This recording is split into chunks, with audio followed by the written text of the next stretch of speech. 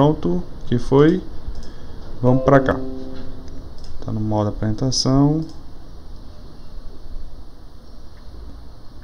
Pronto, beleza. Bom, pessoal, bom dia, né? Vamos lá começar a nossa aula sobre teoria geral do direito, tá? Se porventura chegar alguém, como aconteceu agora, pedindo para entrar, eu vou ter só que fazer isso daqui, tá? Tipo, vou ter que minimizar para poder liberar o acesso da pessoa. Mas aí depois eu já retorno. Bom, então vamos falar um pouquinho sobre nossa teoria geral do direito. Vamos rememorar alguns conceitos que já conversamos aqui nas nossas aulas passadas, tá? Sobre a teoria geral da norma, né? O direito como um fenômeno normativo. Já conversamos tudo isso, né, nas nossas aulas anteriores, falando sobre a natureza das normas jurídicas.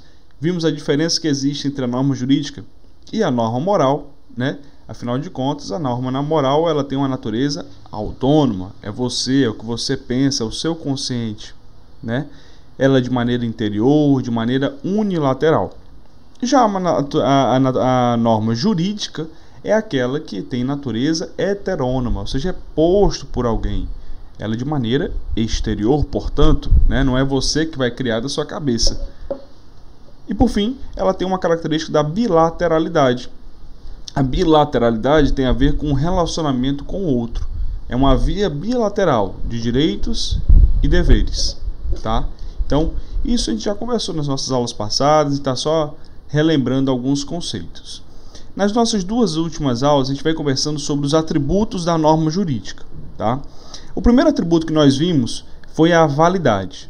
Bom, professor, para eu verificar se uma norma ela é válida, eu tenho que verificar dois tipos de validades. Validade material, e aí eu vou ter que ver se essa norma ela tem compatibilidade com uma norma superior, norma essa que a gente utiliza, que é a norma constitucional, ou seja, existe uma pirâmide assim falando, a gente vai ver mais à frente sobre isso, que é a famosa pirâmide de Kelsen, né, que é utilizada no âmbito do direito.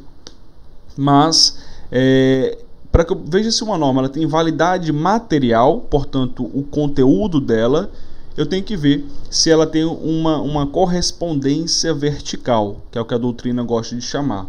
Correspondência vertical para verificar se ela não está infringindo uma norma superior. E aí, portanto, como é vertical, fica então essa ideia de correspondência vertical. Mas além da validade material, existe a validade formal, ou seja, é a forma como a norma ela é criada. É isso? Lembram? Então, eu preciso olhar e observar se aquela norma ela foi criada dentro de um procedimento correto, dentro de um procedimento previsto no âmbito constitucional. Ou seja, foi aprovado pela maioria dos deputados, dos senadores, dos vereadores, né? Foi aprovado, deu tudo certo. Esse órgão ele era competente para isso? Professor, ele era competente. Então pronto, ótimo. Validade correta, tudo certo. Validade material e formal preenchidas. Professor, esse órgão que você está mencionando, por exemplo, a Câmara do Município de Fortaleza criou uma lei que vale para o Estado de São Paulo. Não tem nada a ver, está errado isso daí, né? Nem pode fazer esse tipo de operação, não é competente, a Câmara Municipal não tem competência para esse tipo de atividade, tá? Então essa norma seria inválida, tanto que ela né? Se você chegar, por exemplo, criar uma norma aqui no município de Fortaleza, chegar, uma norma que fosse para regulamentar os shoppings em São Paulo, vamos botar aqui um exemplo bem grotesco, mas fica muito fácil de você entender o que eu estou querendo dizer. Ela é uma norma totalmente inválida, eu não posso chegar lá e falar, olha, a norma aqui de Fortaleza diz para você fechar. Não tem sentido, né? Ela é inválida. Por quê? Porque ela foi produzida por um órgão incompetente, tá? Então a validade a gente tem esses dois aspectos, uma validade material e uma validade formal, tá? Vigência da norma, nós vimos também que vigência está relacionada ao tempo de validade da norma. Algumas normas elas têm um tempo de validade. E aí elas são chamadas são classificadas, nessa verdade, seus atributos como vigência determinada, ou seja, aquela que tem um tempo de validade já estabelecido na norma. Lembra quando a gente falou, por exemplo, a lei orçamentária tem um prazo de 1 ano. Então, ela na própria lei já diz, essa lei vale por 1 ano, ou até o final do exercício, tá? Então, isso daí, deixa eu só atualizar aqui, pronto. Pronto. Então, a vigência determinada é essa situação, onde nós temos já o período do tempo, né? O tempo de validade da norma já é pré-determinado. Olha, essa norma vale por um ano, vale por 6 meses, vale por 15 dias, vale por tanto, então já é determinado. Existe também a vigência indeterminada. Professor, o que é essa vigência indeterminada? O nome já diz, não há a determinação do tempo de validade. Toda vez que você vir falar sobre vigência, você vai lembrar em tempo de validade. Então a vigência, essa norma está em vigor? Essa norma está em vigência? Ou seja, ela está valendo? Tem validade? Tá? Então existem esses dois tipos, uma vigência determinada e uma vigência indeterminada. Beleza? Tranquilo? Falamos também sobre a vacatio legis. Vacatio legis é aquele tempo, aquele lapso temporal de vacância, né? Onde vai contar após a data da publicação e até de fato a entrada em vigor da sua norma. Vimos que a vacatio legis ela ocorre pelo simples fato de que a sociedade precisa se adaptar a uma norma nova, a uma nova norma que está chegando. Então, por isso, a vacatio legis ela foi criada.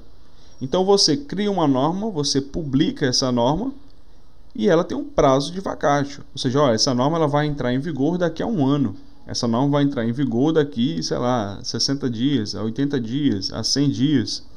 Tá? Então, essa vacatio legis ela vai existir sempre. Todas as normas possuem vacatio legis. Professor, mas no caso de uma norma de ultra urgência, né, uma coisa assim fora do comum, tem que ser daqui para amanhã, o negócio tem que ser urgente, é um caso de fenômeno da natureza, né, como aconteceu lá em Mariano, por exemplo, que estava discutindo. Como é que fica essa situação? Bom, aí no caso, por quê? Porque a vacatio legis ela tem um prazo mínimo, né? Se não falar nada na lei, ela tem um prazo de 45 dias, não foi isso que a gente viu? Né? Então, para que ela possa entrar em vigor. Mas, no caso de Mariano, que é um caso de urgência, não tem problema algum. Você faz um tipo de ajuste, mas tem sim um vacatio legis, né? Pelo menos de um dia, 2 dias, tem alguma coisa ali para entrar em vigor. O decreto aqui, por exemplo, o decreto estadual, período de pandemia, de urgência, tinha um períodozinho chamado de vacatio legis, tá? Isso lá no primeiro, porque depois que renova, não tem por que ficar criando vacatio legis, né? Já está só sendo renovado aquele tipo normativo, tá? O terceiro atributo da norma jurídica é o vigor, que está muito relacionado até com a própria validade. Essa norma está em vigor, ou seja, essa norma ela cria um efeito vinculante. Eu tenho que cumprir o que essa norma atribui, o que ela coloca, enfim, o que ela estabelece? Tem. Então ela está em vigor.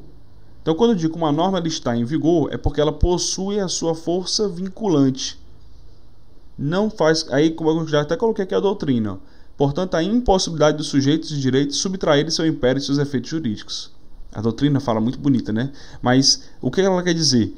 Uma norma, quando ela está em vigor, não tem como eu me subtrair, ou seja, deixar de realizar os efeitos jurídicos da norma.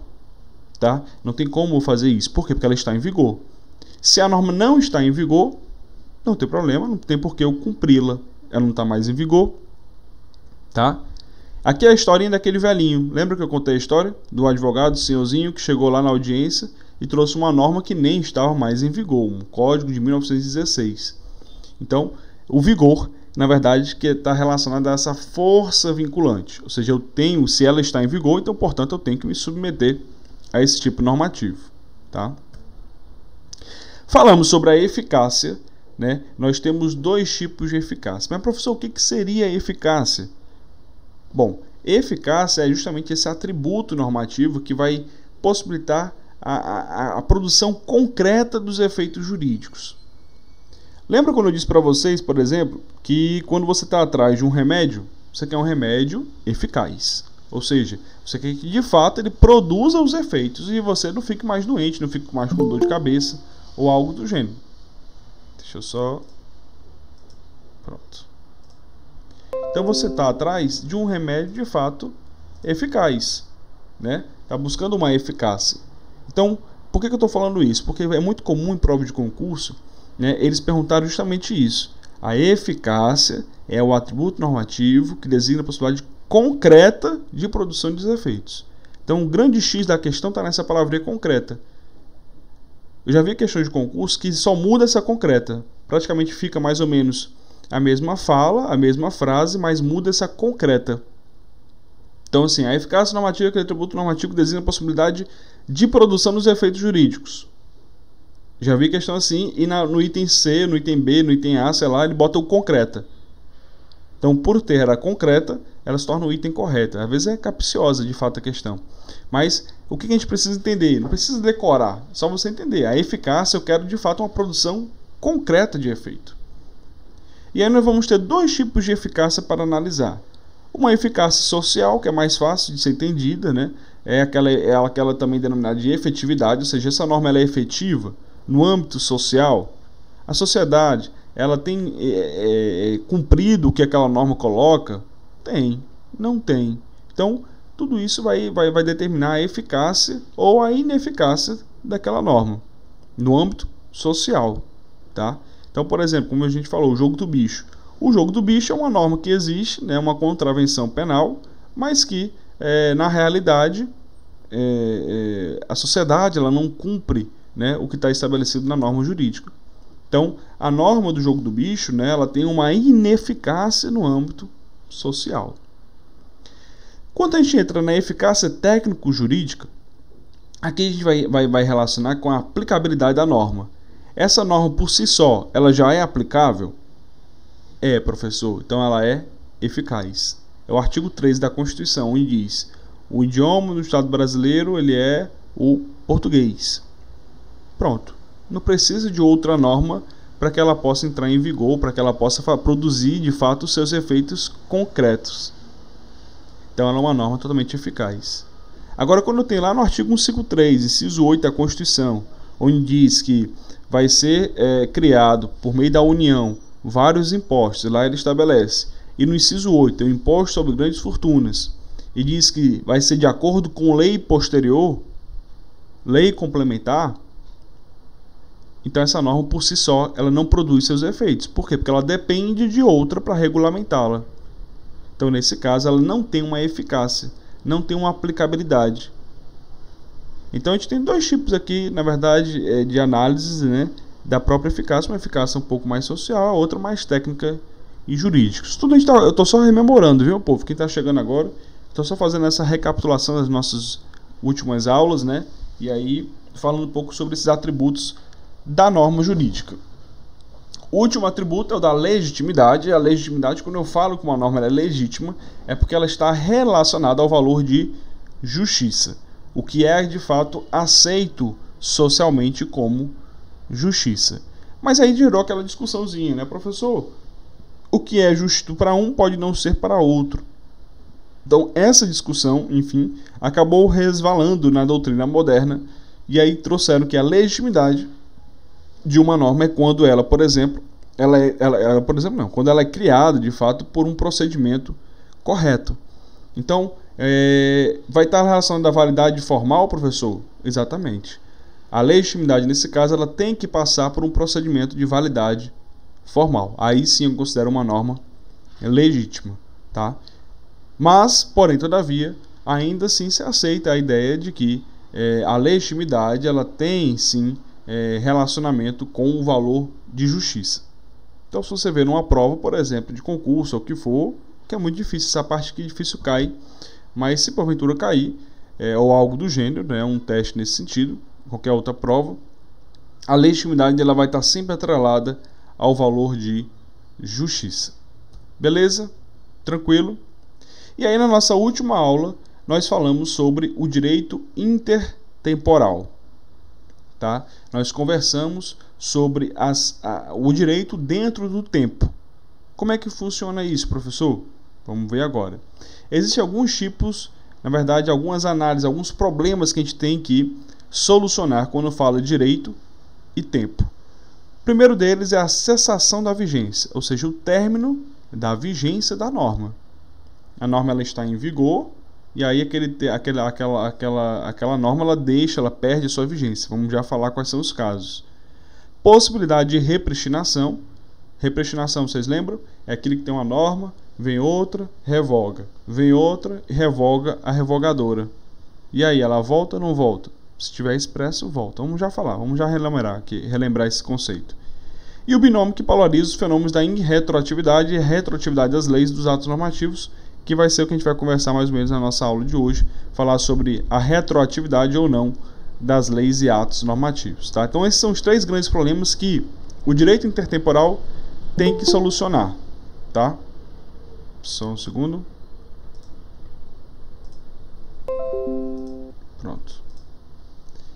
Então esses são os 3 grandes problemas que o direito intertemporal ele vai ter para solucionar as demandas.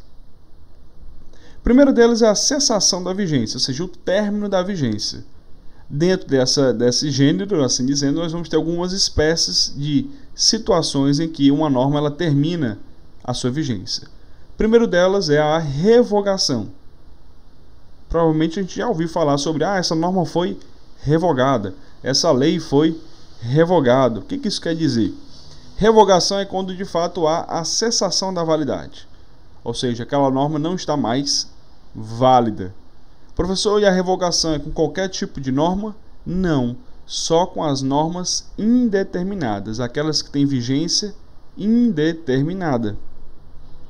Então, como ela tem a vigência indeterminada, exemplo, Código Civil, a vigência dela é indeterminada. Ela vale para sempre, professor? Depende, né? Na verdade, ela vale, não é que ela vale para sempre, mas ela vale até o surgimento de uma outra norma que venha a revogá-la. Então, a revogação é isso. É essa cessação de validade temporal, tá? Que apresenta daquelas normas jurídicas que apresentam vigência indeterminada, no caso. Então, tem uma lei A, e, sei lá, em 2000 e em 2015 surge uma nova lei e, portanto, essa nova lei revoga, tá? Essa revogação ela pode ser expressa, realmente dizendo, olha, revoga-se a lei anterior, pode acontecer isso, ou pode ser tácita, revogam-se as disposições em contrário. Então, revoga tudo aquilo que é contrário a essa nova norma. Então tem esses 2 tipos de revogação, expressa e tácita. E uma coisa que eu queria chamar a atenção para vocês, mas é a galera que quer fazer concurso público. Eles usam muito essa nomenclatura ab-rogação e sub-rogação. Tá? A ab-rogação é quando há uma revogação total da lei. Então, por exemplo, o Código de Processo Civil ab-rogou o Código de Processo Civil antigo, ou seja, mudou tudo. A reforma trabalhista ela sub-rogou a CLT, ou seja, mudou só alguns pontos. Então, ab-rogação quando há uma revogação total da norma. Sub-rogação quando há uma revogação parcial da norma jurídica. Beleza? Tudo certo? Falamos sobre isso nas nossas aulas passadas. A caducidade, diferentemente da revogação, que também não deixa de ser uma cessação de validade, mas no caso da caducidade, a norma ela tem já um prazo determinado. Então, quando eu digo, essa norma aqui caducou, na verdade, ela tinha um prazo de determinância, né? Essa norma ela vai valer do mês de março até o mês de, sei lá, dezembro. Pronto, quando chegar a dezembro, quando terminar a validade dela, ela vai caducar. Ela vai entrar em caducidade. Então a única diferença é essa, porque aqui quando a gente fala em caducidade, eu estou falando de normas com vigências determinadas. Eu sei quando que ela acaba. Professor, então quer dizer que a caducidade seria um trâmite natural da norma jurídica? Exatamente. Tá? Ele decorre, bem aqui, sendo assim, a perda da vigência decorre automaticamente do término do tempo de validade de uma norma jurídica, sem que possa falar da ocorrência do fenômeno da revogação. Não há revogação. Aqui é um fenômeno natural. A norma ela tem uma validade que é terminar, sei lá, em dezembro. Então, em janeiro, essa norma já caducou naturalmente. Não teve uma revogação, não existe. Não teve isso. Porque no caso é caducou. Né? Por quê? Porque ela teve o trâmite natural dela. Seguiu o trâmite natural, que era o término, né, da sua validade ao fim do mês de dezembro, ou algo do gênero. Estou criando aqui uma situação hipotética. Tá? Então, isso foi a caducidade. O desuso é aquela é aquela cessação da vigência, né, onde há uma perda de validade por causa da própria sociedade deixar de cumprir aquele diploma normativo. É o que a gente vê, por exemplo, com a lei a contravenção do jogo do bicho. Essa norma provavelmente ela vai deixar de estar em vigor por desuso, né? Isso um período, acredito, nos próximos anos, né? Ela vai entrar em desuso. E o que é entrar em desuso, professor? É quando uma norma ela perde a sua validade por causa de costumes negativos, ou seja, a própria sociedade deixou de cumprir aquela norma em virtude do costume, tá? Então ela entra em desuso. Ela perde a validade por desuso. Beleza? Tranquilo? Então isso era o problema da cessação da vigência. Existem esses 3 pontos que nós falamos na nossa aula passada. O fenômeno da repristinação nós também comentamos, mas eu vou rememorar. Esse é um segundo problema que envolve o direito dentro do tempo, né? A repristinação é quando há como essa restauração da vigência dos efeitos jurídicos de uma norma jurídica que fora revogada em face da posterior revogação da norma revogadora. Professor, como assim? Nós temos uma lei, e aqui eu já boto aqui o esquema para vocês enxergarem, uma lei A. E essa lei A diz que autoriza matar, um assaltante se ele entrar na sua casa. Isso em 2010. Em 2015, surge uma nova lei e revoga a lei A, e agora dizendo assim, não é autorizado matar um assaltante que entrar na sua casa. Beleza. Lei A morreu, revogou, né? Tá a lei B em vigor em 2015. Chegou em 2020, surge uma lei C, e essa lei C revoga a lei B. E aí, professor? A lei A, que foi revogada pela lei B, retoma o posto? Passa a valer? Bom, aí nesse caso depende. Se a lei C tiver expresso isso, retorna. Então, bora lá. Então, se a lei C dizer assim, revoga a lei B e retoma a lei A, show de bola. Então, agora, não tem problema, está autorizado matar o assaltante que entrar na sua casa. Show de bola, beleza. Agora, se a lei C não falar nada sobre o retorno da lei A não volta. Aqui no Brasil, no direito brasileiro, a repristinação ela tem que ser expressa, tem que estar escrita. Professor, não veio escrito. E aí, o que acontece? Bom, aí nesse caso fica sem norma, nesse sentido, né? Se não vier expresso, geralmente a própria nova norma, ela já atribui esse tipo de tarefa, né? Ela mesmo já no corpo normativo dela já vem escrito como é que vai ser essa situação, se vai autorizar ou se não vai autorizar nessa situação que a gente está criando. Dificilmente ela vem com uma brecha nesse sentido, tá? Mas de toda forma, se não vier, ficou sem norma, vai ficar sem norma, tá? Por quê? Porque a lei A não volta. No Brasil não é admitido o fenômeno da repristinação tácita, tá? Que é aquela que não é expressa, que não é colocada, que não é escrita, tá? Somente aceita-se a repristinação expressa. Beleza? Tranquilo por aí? Bora nós. Calma aí. Pronto. Pronto, meu povo. Então agora, isso foi tudo que a gente já conversou nas nossas últimas aulas, né? Que nós vimos já conversando sobre isso. Na nossa aula de hoje, a gente vai entrar nessa teoria da relação jurídica. Professor, o que é isso? A teoria da relação jurídica, ela vai estar muito bem colocada nesses livros de doutrina, né? Porque quando a gente tem um processo judicial, por exemplo, e a gente vai ter um pouquinho mais de prática nessa área, nós criamos uma relação naquele ambiente, tá? Ou seja, é um vínculo intersubjetivo. A gente vai sair um pouco agora desse aspecto normativo, vamos começar a entrar na própria relação que existe no âmbito do direito. Então, essa relação jurídica é esse vínculo intersubjetivo. Nós temos 3 grandes figuras no âmbito do processo judicial. Isso vocês vão aprender no decorrer da sua faculdade tranquilamente. E semestre que vem, esse semestre, né, Teoria Geral do Processo, vocês já vão estar pincelando algo sobre isso. Mas existem 3 grandes figuras de suma importância no âmbito do processo judicial: o juiz, o autor e o réu. Essas 3 figuras elas vão sempre existir. Professor, eu tenho um processo de inventário. Bom, aí é uma exceção. Por quê? Porque o inventário não tem réu. O inventário, a pessoa faleceu e é um processo totalmente unilateral, assim dizendo, né? Você e o juiz apenas né, resolvendo ali o problema da própria herança, tá?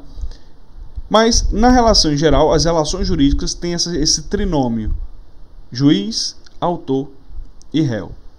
O juiz, meu povo, é aquela cara, é aquela pessoa, é aquele profissional, né, que ele vai ocupar um cargo totalmente de inércia. O juiz, ele não pode, portanto, sei lá, eu vi que a Bárbara comprou aqui um celular pela internet e esse celular veio com defeito. Ah, coitado, então eu como juiz eu vou entrar com processo pela Bárbara. Não. O juiz, o poder judiciário, ele tem uma figura de inércia. Ele fica parado. Você quem? Autor é quem deve, portanto, postular em juízo. O juiz, ele é imparcial.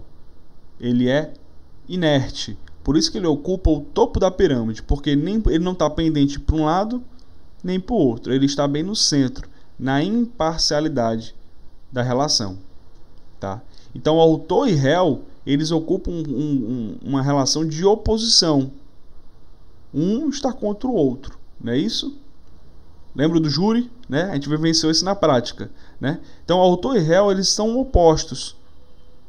E aí eles vão submeter, vão se sujeitar, por isso que a gente bota aqui sujeição, autor e réu se submetem à decisão de um juiz. Tá? Então, por exemplo, você vai entrar com o processo e vai se sujeitar ao entendimento daquele magistrado. Ah, professor, eu discordo. Beleza, você pode recorrer. Ah, o juiz sentenciou, não vou cumprir. Ele não manda em mim? Não tem isso não, meu amigo. Tem que cumprir. Tá? Então, a relação jurídica ela vai ter essas três figuras: juiz, autor e réu. E existe sim vínculo intersubjetivo. Olha o que a doutrina fala sobre isso.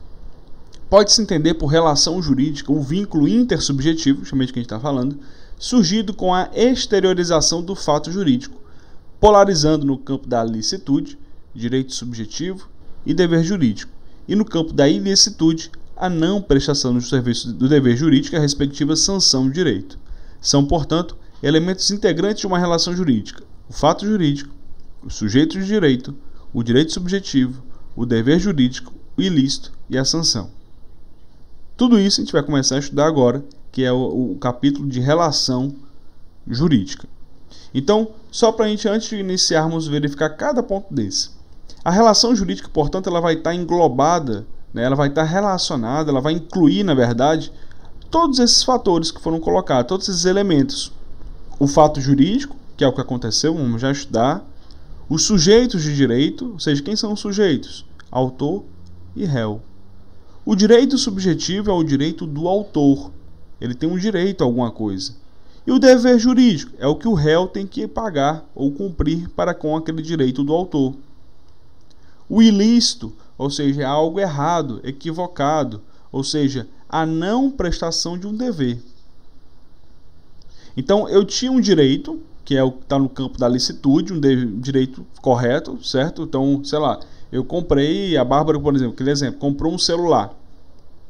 Ela tem o direito, por ter pago e tudo direitinho, tem um celular correto, funcionando perfeitamente. Mas quando ela foi ligar, o celular estava quebrado.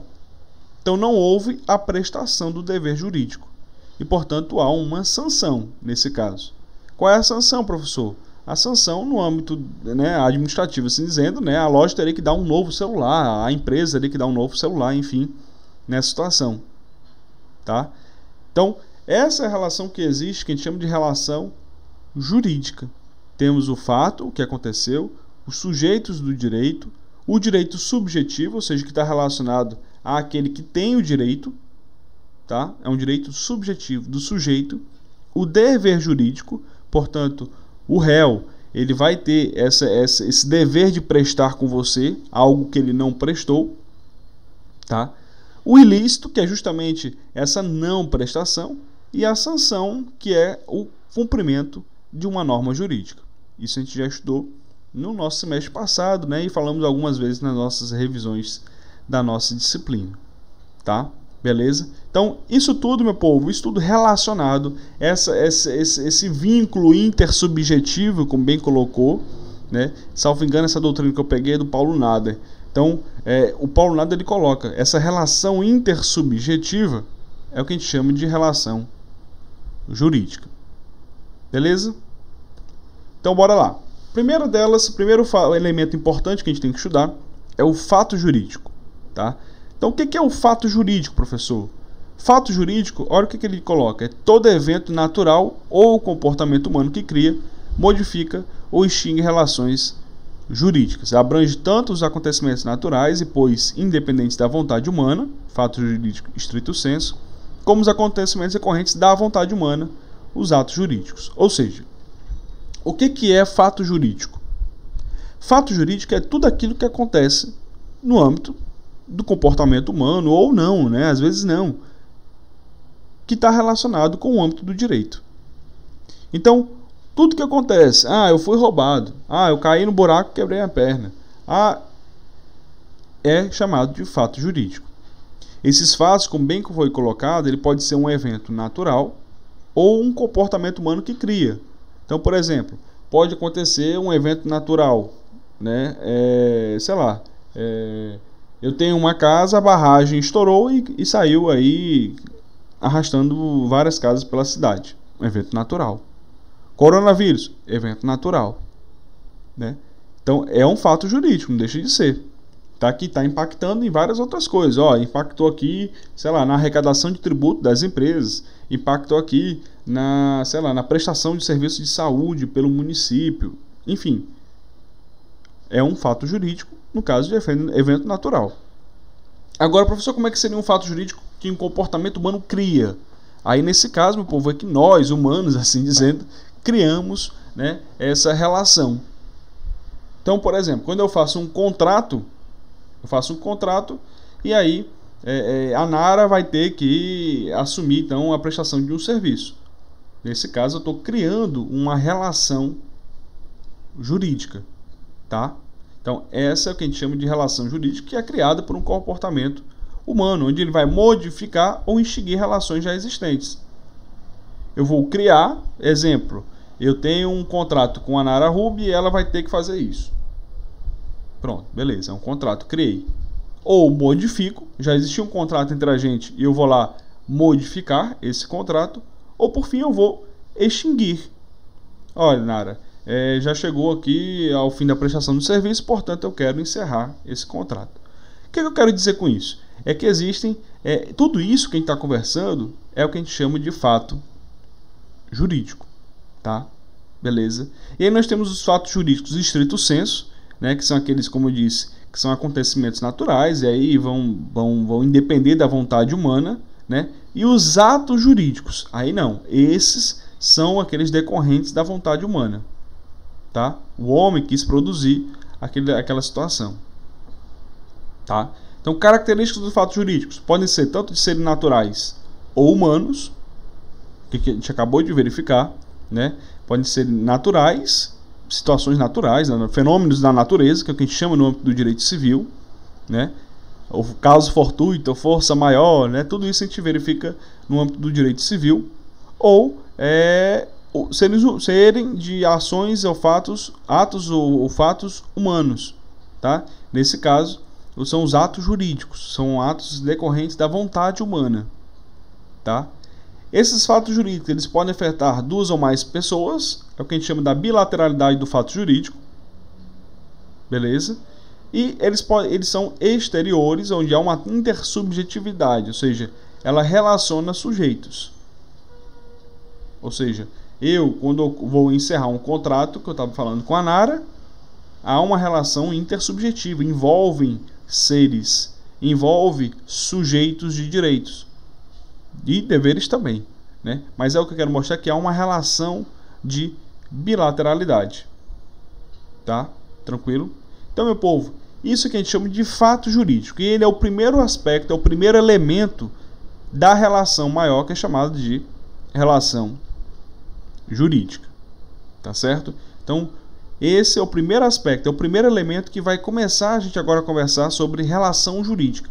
Então, todo processo, quando você vai dar entrada num processo, numa demanda, numa ação judicial, existe um fato, provavelmente, E esse fato ele vai ter que ser solucionado no âmbito do Poder Judiciário. Afinal de contas, olha aqui, o juiz ele é imparcial. Tá?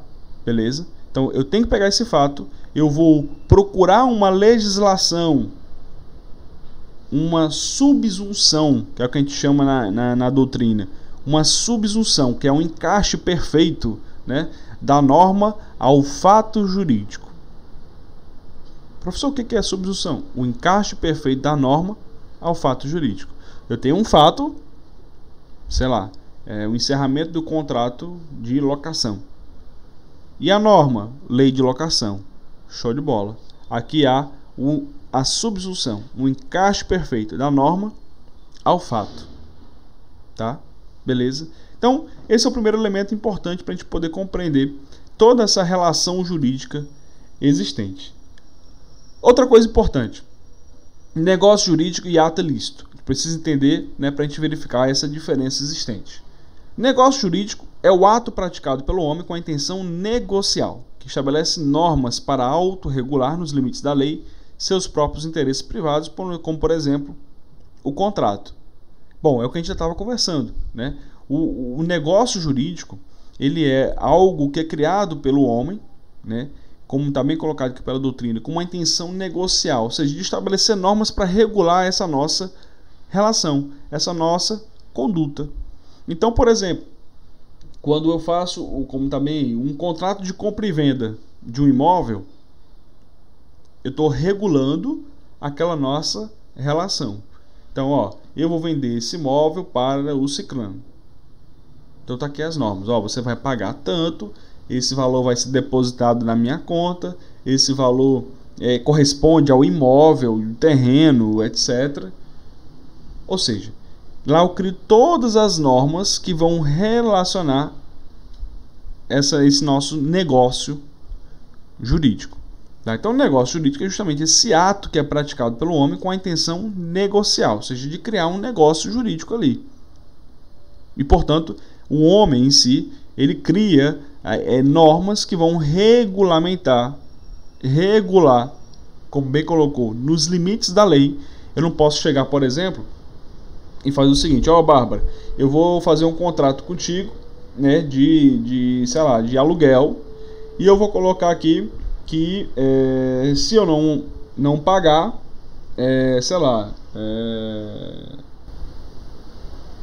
inventar uma situação aqui bem hipotética mesmo, assim, que não está dentro da lei. Se eu não pagar, você vai penhorar, a Malu, né? Aqui minha cachorra. Isso não está na letra da lei, né? É um negócio que eu tenho que criar, regulamentar uma norma, eu tenho que criar um negócio jurídico dentro dos limites da lei. Não posso chegar e extrapolar o negócio, tá? Então, é preciso, sim, estar tudo, portanto, em consonância com a norma que está em vigência, tá? Eu não posso chegar, se você não me pagar, você vai virar meu escravo. Não posso fazer isso, não tem sentido, tá? Beleza? Então, o negócio jurídico é essa relação, é esse ato, na verdade, que é praticado pelo homem para criar uma relação e estabelecer normas para regulamentar aquele ato. Beleza? Lembrando que tudo isso dentro sempre dos limites da lei. Professor, e o que é o ato ilícito? Né? Ato ilícito é o ato humano que ocasiona efeitos contrários à lei, causando dano a outrem. Por exemplo, a prática de um crime como homicídio que viola o direito à vida de outro. Então nós temos aqui dois atos.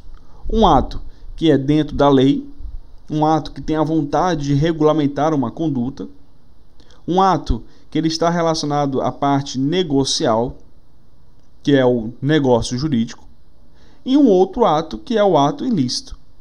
Por que o senhor fala ato, professor? Olha aqui. Atos jurídicos são aqueles acontecimentos decorrentes da vontade humana. Então, o homem que ele está criando. Então, quando eu falar sempre em ato, é uma espécie de fato, tá? Onde esse ato é o homem que está sempre querendo produzir. Então, nós temos dois tipos de atos. Um ato, assim dizendo, lícito, dentro da lei, onde há uma relação negocial, onde há uma relação de criação de normas para regular, que é um negócio jurídico, e há um ato ilícito, que é um ato que é praticado pelo homem, mas tem um efeito contrário à lei, ou seja, eu vou de encontro ao que está escrito na norma jurídica. Esse caso é o ato ilícito.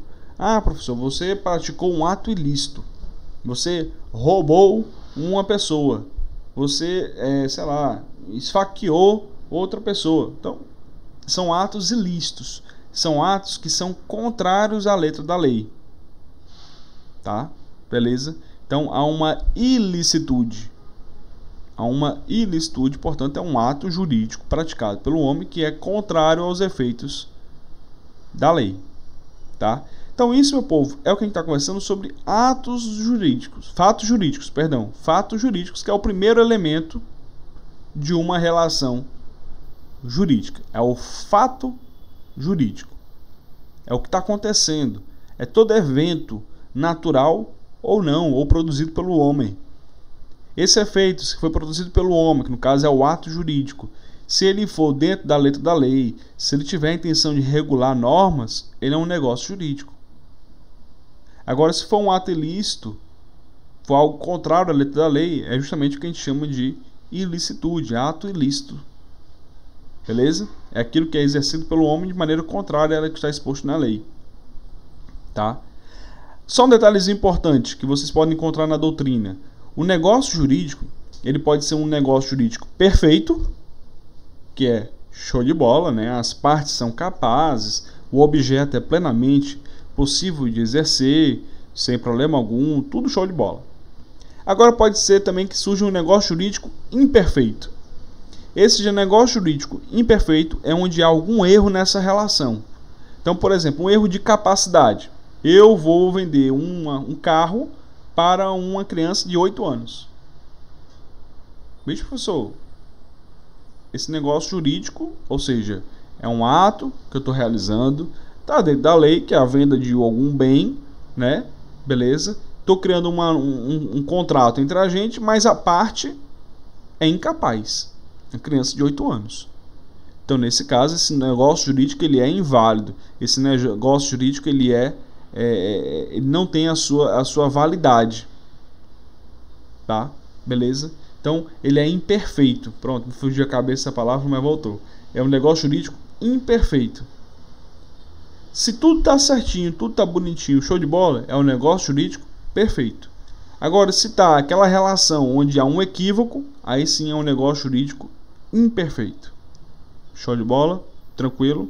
Só esse detalhezinho que eu queria chamar a atenção de vocês, que vocês podem encontrar aí no âmbito da doutrina. Teoria da relação jurídica, mais um elemento que são os sujeitos de direito. Bom, nós já vimos os fatos. Beleza, professor? É tudo aquilo que vai acontecer no âmbito da natureza, ou o homem que cria. Entendi. Show de bola. Agora vamos falar sobre os sujeitos do direito. Professor, quem são esses sujeitos do direito?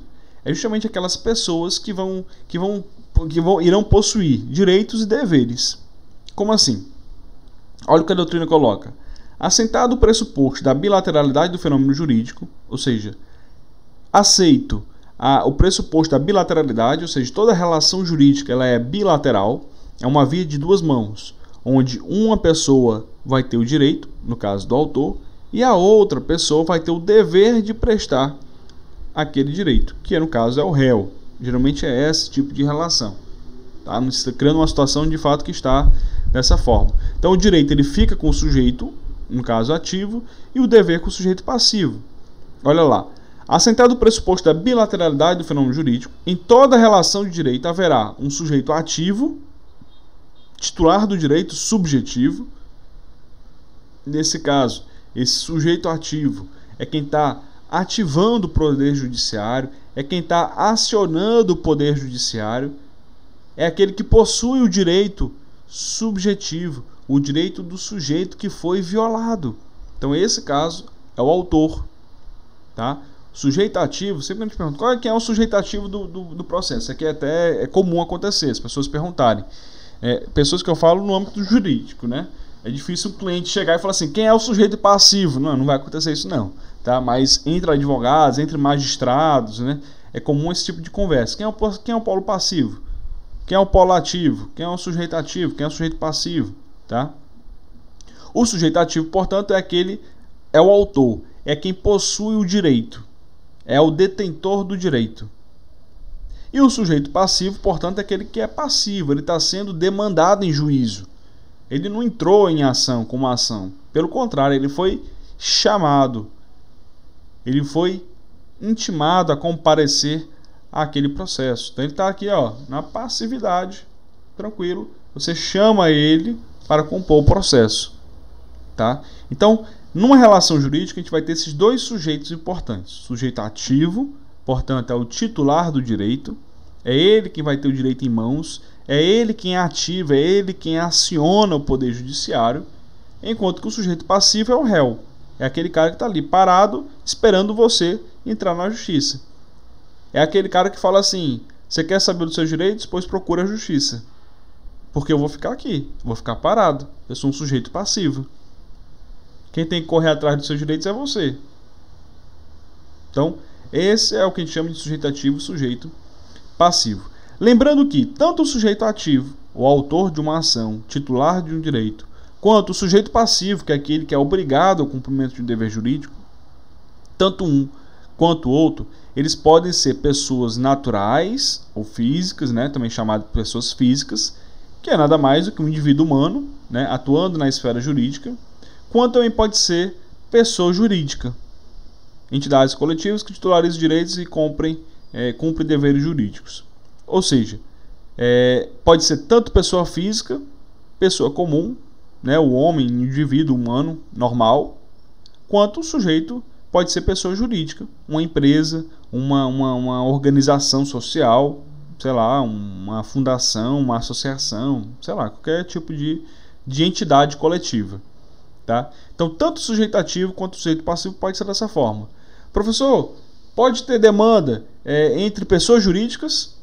Uma pessoa jurídica entra com uma ação contra outra pessoa jurídica? Pode, normal. Uma empresa, sei lá, a Coca-Cola entrou contra, sei lá, o São Geraldo. O Guaraná entrou contra o São Geraldo. São duas empresas, né? Pessoas jurídicas, uma entrou contra a outra, sem problema. Pode ser pessoa jurídica e pessoa física? Pode, é o que mais acontece até. Você comprou um celular da Lojas Americanas, da Samsung. Então você vai entrar, você, pessoa física, você é o sujeito ativo, contra a Samsung, contra a Lojas Americanas, porque ela responde solidariamente. Tá? Então você vai entrar com essas duas. Tranquilo? Pode ser entre sujeitos ativos e pessoas físicas? Pode também, sem problema. Tá? Então, eu posso, então, eu vou já te responder, viu, Joana? Acerca do sujeito passivo e ativo, que aí fica mais fácil de compreender sem precisar decorar. Tá? Então, eu posso ter duas pessoas físicas num processo? Pode, sem problema. Como um sujeito ativo, um sujeito passivo? Pode, pessoa física. O fulano dali na esquina me xingou. Pronto, então eu vou entrar com uma ação contra ele de difamação. Pessoa física contra pessoa física. Tá? Professor, explica de novo passivo e ativo, por favor, na hora. Joana, para a gente entender isso aqui, tem uma relação jurídica, tá certo? Essa relação eu tenho um sujeito ativo e um sujeito passivo, tá? Sujeito ativo é aquele que vai ativar, que vai acionar o Poder Judiciário.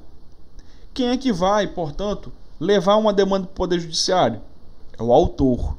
O autor de uma demanda é aquela pessoa, é aquele sujeito que ele possui um direito subjetivo, e esse direito foi violado. Exemplo, eu comprei um celular da Samsung. O celular não está prestando, não está funcionando. Fui na Samsung, ela não quer, de fato, trocar. Então, assim, eu sou o sujeito, eu tenho um direito, que é a troca do meu produto que veio com defeito, mas a empresa não está querendo atuar dessa forma. Não tem problema. Eu vou acionar o Poder Judiciário. Eu vou ativar o Poder Judiciário. Por que eu vou ativar? Porque o Poder Judiciário, o juiz, ele é inerte. Ele não pode chegar ao juiz e falar assim: o Márcio comprou esse celular aqui, coitado, então eu vou entrar com uma ação para ele, o pobre. Não pode, porque ele é inerte, ele é imparcial. Porque se ele fizer isso, ele perde a parcialidade dele. Né? Então, assim, se ele chegar e falar: eu vou dar entrada para você, Márcio, fique tranquilo. Ele acabou de perder a parcialidade, a imparcialidade, tornou-se parcial. Então quem tem que ativar o poder judiciário é o sujeito ativo, é o detentor do direito, tá? Então é ele quem ativa, por isso que o nome é sujeito ativo, porque é ele que vai propor a ação, é ele que vai movimentar aquela ação. E professor, por que o outro lado? Por que a Samsung é o sujeito passivo? Porque ele está parado. Você que vai entrar com a ação. Você chega lá na Samsung, não, é direito meu trocar. Aí o cara, não, beleza, a gente vai trocar não. Procure os seus direitos. Vá você acionar o poder judiciário que eu vou ficar aqui. Se você tiver coragem, a gente se vê lá em juízo. Ou seja, ele é o sujeito passivo. Ele não vai ali propor uma ação para consertar o seu celular. Não vai acontecer, né? Ele é o cara que não cumpriu com o dever. Então o sujeito passivo é aquele que é obrigado a cumprir com o dever jurídico, porque ele não cumpriu em momento anterior. Então no caso da Samsung, ó, você vai ter que trocar. Não, entra com a ação que eu troco. Tá, beleza. Então eu entro com uma ação, eu sou o sujeito ativo, sou o titular do direito, que eu tenho, que é a troca do meu produto com defeito. Do outro lado vou ter o sujeito passivo, tá? Ele vai ser obrigado a cumprir o dever. Por quê? Porque ele não cumpriu o momento anterior. Eu fui lá na loja, eu abri um protocolo de chamada, eu pedi que ele consertasse meu celular e ele não consertou. Então no caso ele tem o dever, né? Ele tem que gerar, ele tem que cumprir esse dever jurídico, já que eu paguei por aquele produto. Então nesse caso a Samsung, né, ela tem que cumprir com esse dever, portanto ela é o sujeito passivo. Por quê? Porque ela não vai entrar com uma ação. Quem vai entrar com a ação sou eu sou o sujeito ativo. Então eu chamo a Samsung, Samsung, venha para cá, venha compor essa relação jurídica, porque até então só tem eu e o juiz, né? Quando é que essa relação jurídica, só trazendo aqui uma visão mais prática de vocês, quando é que essa relação jurídica se fecha bem bonitinho como está aqui, esse triângulo? Quando eu dou entrada com um processo judicial, essa relação ela só fica entre autor e juiz. Por quê? Porque o juiz ele vai analisar a petição, ver se a petição está toda bonitinha, né? Está toda preenchida os requisitos para dar entrada em uma petição inicial. Estando tudo certo, ele manda citar o réu. Vocês vão aprender isso. Mas ele manda citar o réu. O que é citar? É chegar lá e falar, olha fulano, você tem um processo que está correndo aqui na vara tal, né? Foi uma ação proposta pela empresa tal e você vai ter que apresentar a defesa. Então venha para cá. Então isso é a citação. Quando o réu ele é citado, quando ele toma ciência de que há um processo contra ele, essa relação jurídica ela é totalmente fechada, né? Ela é concluída e aí sim começa um processo judicial, tá? Então o sujeito ativo, Joana, é aquele cara que, portanto, vai acionar, vai ativar o poder judiciário. O sujeito passivo não, aquele que fica parado. Você quer o seu direito? Pois você que vai na justiça. Me demanda aí então que eu vou. Então, por isso que é sujeito ativo e sujeito passivo. O sujeito ativo e o sujeito passivo, ambos, eles podem ser tanto pessoas físicas, você está entrando com uma ação contra o João, quanto pessoa jurídica, você está entrando com uma ação contra a Coca-Cola, contra a Uninasal, sem problema. Pode ser entre pessoas jurídicas, professor? Pode, sem problema algum. A Uninasal entrou com uma ação contra, sei lá, a imobiliária que aluga lá o terreno da nossa faculdade. Dando um exemplo. Então, é pessoa jurídica contra pessoa jurídica, tá? Professor, eu posso ter mais de uma pessoa como sujeito ativo? Por exemplo, deixa eu ver uma situação. Eu e o meu amigo, nós compramos aqui na mesma compra, tá? Vou criar uma situação como essa. Na mesma compra, a gente comprou,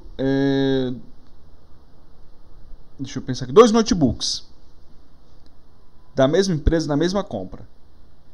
Os dois vieram com defeitos. Eu posso entrar junto com meu amigo? Pode, sem problema algum. Economia de processo, tá? Pode ser entrado. Pode ser mais de um sujeito ativo, sem problema algum, tá? Então, por exemplo, eu tinha um caso, um processo uma vez que era quem era o proprietário de um terreno era o marido e a mulher. E aí eles venderam esse terreno para uma pessoa, né? E aí essa pessoa não pagou direito, enfim, teve que entrar com o processo. Quem iria comprar o sujeito ativo? O marido e a mulher, que são os detentores do direito. Então tinha mais de uma pessoa no polo ativo. Professor, tem como ter mais de uma pessoa no polo passivo? Tem, e esse é só o que tem. Você vai entrar na relação consumerista, né, de direito consumidor. Quem atua nessa área, por exemplo, o fornecedor ele responde junto com a empresa que vende lá para você. Então, por exemplo, como eu disse, eu comprei um celular lá na loja americana. O celular está com defeito. A loja americana não quer trocar. Não tem problema. Você não vai discutir. Tudo bem, senhor. Você não vai trocar, tudo bem. Então, entra com uma ação contra a loja americana e a Samsung. Então, no polo passivo, nós vamos ter mais de uma pessoa. Sem problema algum. Pode ter. Tá?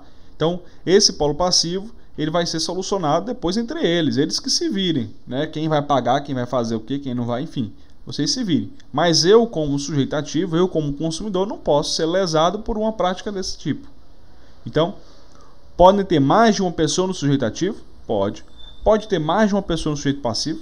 Pode, sem problema algum. Professor, pode ter pessoa física contra pessoa física? Normal. Pessoa física contra pessoa jurídica? Normalíssimo, só o que acontece. Tá? Beleza? Lembrando que, só uma observaçãozinha, pessoa jurídica ela tem dois tipos, de direito privado, que são as empresas privadas, tá? E direito público, que são as pessoas jurídicas relacionadas ao Estado. Então, por exemplo, você vai dar entrada contra o INSS. O INSS não é uma empresa privada, é uma empresa pública. Então, nesse caso, você vai entrar com uma pessoa jurídica de direito público. Onde é que eu coloco isso, professor? Lá na qualificação. Vocês vão aprender mais à frente, né? Como é que faz a qualificação de uma petição? Quem já fez o curso, estagiário 4.0 vai estar fazendo. Mas quem já fez o curso de petição inicial do zero, a gente verifica como é que faz a qualificação.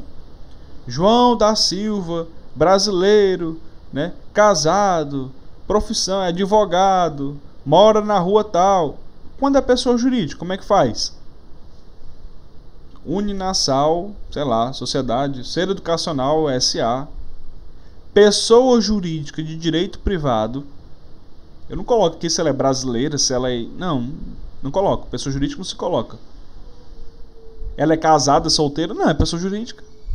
Então, pessoa jurídica de direito privado, pessoa jurídica de direito público, eu coloco isso na qualificação na petição inicial. Vocês vão aprender isso, meu povo. Não se preocupe, não. Fique tranquilo, viu? Mas eu faço isso na qualificação. Opa, calma aí. Alguém entrando aqui. Calma aí. Pronto. Então, vocês colocam isso na qualificação, tá? Fiquem tranquilos. Deixa eu só... Pronto. Vocês colocam isso na qualificação. Esse direito público, pessoa jurídica, direito privado, direito público. Isso tudo a gente coloca na qualificação do processo, tá? Bom, isso que a gente começou a conversar é o que a gente chama de sujeitos do direito, tá? Eu tenho então, portanto, o sujeito ativo, que é aquele que vai acionar um poder judiciário, e do outro sujeito passivo.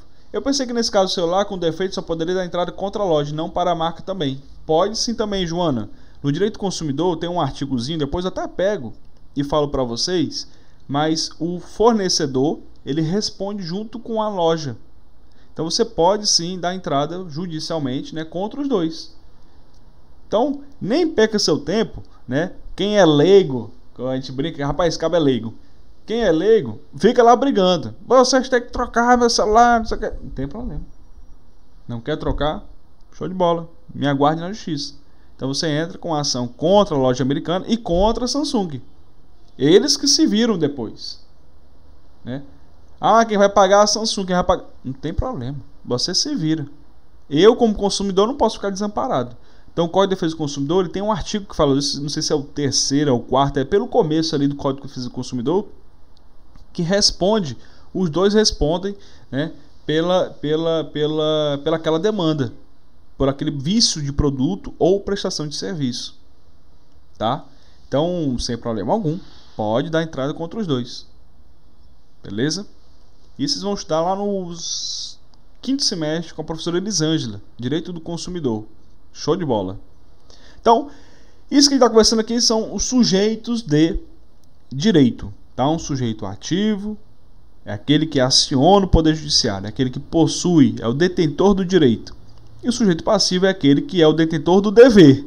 Ele tem que cumprir o dever que ele não cumpriu até então, tá? Então, a gente já viu o fato jurídico, que é o que relaciona, é o evento que vai, portanto, ser demandado em juízo. Os sujeitos, que são aquelas pessoas que vão acionar o Poder Judiciário ou não, vão ser obrigados a cumprir com o dever jurídico, autor e réu, tá? E aí, olha aqui, eu nem tinha me lembrado desse slide. Mas existe o direito objetivo e o direito subjetivo. Só para a gente poder explicar isso aqui, antes da gente seguir para as doutrinas do positivismo. Que aí eu vou deixar isso aqui na nossa próxima aula, tá? Mas direito objetivo e direito subjetivo. O que é isso, professor? O direito objetivo é aquele que está previsto na lei, de fato. É o que está escrito. Qual é o seu direito objetivo? Tá aqui, a lei diz que eu tenho que trocar o meu celular. O fornecedor responde junto com a empresa prestadora de serviço. Show de bola. E qual é o direito subjetivo? É eu exigir algo a alguém, ou alguém a algo. É uma pretensão. O que eu quero dizer com isso? Né? Direito objetivo e direito subjetivo, eles se relacionam? Se relacionam. Eu tenho um direito subjetivo, ou seja, é algo abstrato. Eu tenho um direito de propor uma ação. Eu tenho o direito de exigir algo a alguém, ou alguém a algo. Exemplo, para ficar mais fácil, né? Esse caso do celular, que a gente está conversando aqui, que está mais fácil a gente conseguir compreender. Eu comprei o celular na loja americana, e aí o celular veio com defeito. Show de bola. Eu tenho um direito subjetivo. O que é isso? Eu tenho o direito de exigir de alguém algo. Tenho uma pretensão? Tenho. Qual é? Eu tenho o direito de exigir da Samsung e das lojas americanas uma pretensão, ou seja, que ela troque meu celular. Isso, então, portanto, essa figura abstrata, esse direito que eu tenho de exigir de alguém algo, é o que eu chamo de direito subjetivo. E esse direito subjetivo, ele vai ser garantido pelo direito objetivo. Olha que interessante. Como assim, professor? Não entendi, não. Eu não tenho o direito de exigir de alguém uma pretensão? Caso do celular, vamos lá, que fica mais fácil. Eu não tenho o direito de exigir da Samsung e das lojas americanas que troque meu celular? Tem. Mas eu vou estar respaldado por onde? Pela letra da lei, que se chama direito objetivo. Tá? Então, a partir de agora, quando você vê na doutrina o direito objetivo, você vai relacionar direito objetivo é a letra da lei, é a previsão normativa. E quando falar lá, o direito subjetivo, ou seja, é a pretensão de alguém de ingressar com uma ação judicial. Beleza? Tranquilo? Então, isso aqui tem muita prática, viu, meu povo? No dia a dia você consegue identificar muito isso aqui. Direito objetivo é o que está escrito na lei.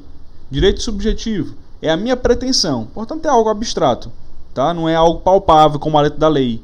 É a sua pretensão. Sei lá, por exemplo, a minha mãe. Minha mãe, ela mora no Rio e tá aqui em Fortaleza. Chegaram semana passada. Beleza. Show de bola. Quando foi ontem, a companhia mudou o voo dela. Ela ia embora na quinta-feira agora, acho que 1h da manhã, negócio assim, botaram agora para 10 horas da manhã, uma confusão dessa. Beleza. Ela vai ter um custo agora com a diária do hotel, porque ela não ia ter essa diária. Porque como ela ia embora 1h da manhã, ela ia encerrar a diária lá do hotel e ir embora, ia pro shopping, ia passar o dia no shopping, ia ficar aqui em casa, né? E 10 horas eu ia deixar ela no aeroporto. Beleza. Só que agora ela vai ter um custo com o hotel, né? Porque ela vai ter uma diária, vai ter que pagar uma diária a mais. Nesse caso, olha que interessante, ó. ela já teve até conversar comigo, com meu irmão, né? Nós somos os dois advogados aí da família, né? E aí, para a gente entrar com uma ação judicial contra a companhia aérea, né? Em virtude dos danos que ela vai ter, um gasto que ela vai ter com táxi, ela vai ter vários gastos extras que ela não teria, né? Se fosse no horário que já era estabelecido. E aí, portanto, e outra coisa, ela só ficou sabendo dessa mudança de horário quando ela foi fazer o check-in. Ou seja, nem por e-mail tinham avisado a ela. Então, assim, o rasgo vai ser grande nessa ação. Mas ela tem um direito. Qual é o direito dela? Um direito de exigir da companhia uma atenção, de exigir todo o respeito com ela, consumidora. Então, ela tem um direito subjetivo de até entrar judicialmente. Ó, mãe, você tem um direito. Você quer entrar judicialmente? Não, não quero não. Ó, o marido dela não tem interesse, meu padrasto. Não quero brigar não sei o que. Ou seja, ele tem um direito subjetivo de exigir de alguém ou algo. Não, mas não quero, deixa isso pra lá. Já minha mãe não, eu quero entrar judicialmente. Eu quero entrar judicialmente contra a companhia. Então, nesse caso, eu vou ter que pegar o direito objetivo. O que a letra da lei vai falar? Olha, a lei diz que o consumidor não pode ser aqui, não pode ser violada essa relação consumerista. Vai dizer que existe um dano moral, vai ter um dano material, porque ela vai ter custos, né? Ela vai ter gastos, vai ter que pagar uma diária, vai ter que fazer isso assado. Então, direito objetivo, portanto, vai garantir o direito subjetivo dela de ingressar judicialmente. Tá? Vamos supor que não tivesse um Código de Defesa do Consumidor. Exemplo, estou criando uma situação totalmente hipotética. Não há o Código de Defesa do Consumidor, não há nada que proteja ela. Ela tem o direito subjetivo? Tem. De ingressar na justiça? Beleza, show de bola. De exigir de alguém? Show de bola. Tem uma pretensão? Tem. Agora, ela não vai estar respaldada, eu estou falando de uma situação hipotética, onde não há um Código de Defesa do Consumidor, ela não vai estar respaldada no direito objetivo, porque não existe. Tá? Então, toda vez que houver esse direito objetivo, que houver a letra da lei, o direito subjetivo ele vai estar sempre garantido, vai estar sempre protegido. Isso é normal, isso é o que acontece. Né? Ela vai poder entrar com uma ação judicial, ela vai poder, portanto, buscar a sua pretensão. Por quê? Porque há um direito objetivo que garante esse direito dela. Qual é o direito objetivo, pessoal? A letra da lei. O Código de Defesa do Consumidor fala que ela, sim, pode ingressar judicialmente, que ela tem direito a dano moral, que ela tem direito a dano material. Ou seja, olha aqui, ó, na relação jurídica, Latam, né, o voo dela, Latam, a empresa Latam, e ela, sujeito ativo, né, sujeito ativo, sujeito passivo, né, nessa relação jurídica, o direito objetivo, portanto a letra da lei, vai garantir o direito subjetivo dela, que é da pretensão dela de ser reparada pelos danos que foi ocasionado pelo réu, pelo sujeito passivo. A TAM não vai entrar na justiça e dizer: a gente errou, então a gente quer aqui restituir a mãe do professor Márcio aqui. Não vai acontecer isso, né? Ela tem que acionar. O juiz também não vai. O juiz coitado da Márcia, vou entrar com... Não vai acontecer isso, tá? Nesse caso, tem que dar entrada judicialmente, tem que propor a ação, portanto nós somos o sujeito ativo. Beleza? Tranquilo aí, meu povo? Tudo certo? Então isso é o direito objetivo e isso é o direito, portanto, subjetivo. Tá? Tranquilo? Meu povo, a gente vai falar sobre doutrina do positivismo, mas isso aqui eu vou deixar para a nossa próxima aula para não misturar muito essa confusão toda. Tá? Tem muito conteúdo já que a gente já estudou aqui hoje, na nossa aula de hoje, né? A gente já viu muita coisa. E aí eu preciso que vocês deem uma lida nessa parte da doutrina, para que na próxima aula a gente continue justamente falando sobre essa relação jurídica, e aí também a gente entra um pouco mais nas teorias no mundo do direito, teoria do positivismo jurídico, né? Vamos falar sobre isso, as críticas que existem da teoria do positivismo, vamos já falar, cadê? Escola da exegese, o movimento de oposição, tem muita coisa agora bem doutrinária mesmo, né? Bem teoria, que a gente vai conversar nas nossas próximas aulas, tá?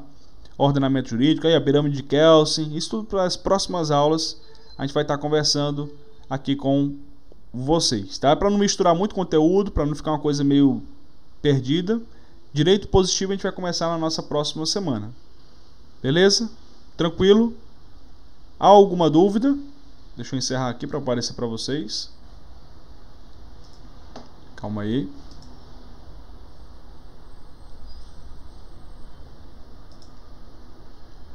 Pronto. Calma aí. Tá aqui. Então, pessoal, tudo certo? Tudo tranquilo? Há alguma dúvida? Essa aula foi gravada, tá certo? Eu vou, portanto, já fazer só a ediçãozinha, né? Mas acho que nem precisa, acho que foi tão instantâneo aqui o negócio que acho que nem precisa de edição. E aí eu vou estar postando, portanto, em instantes no nosso canal do YouTube. Tranquilo? Show de bola?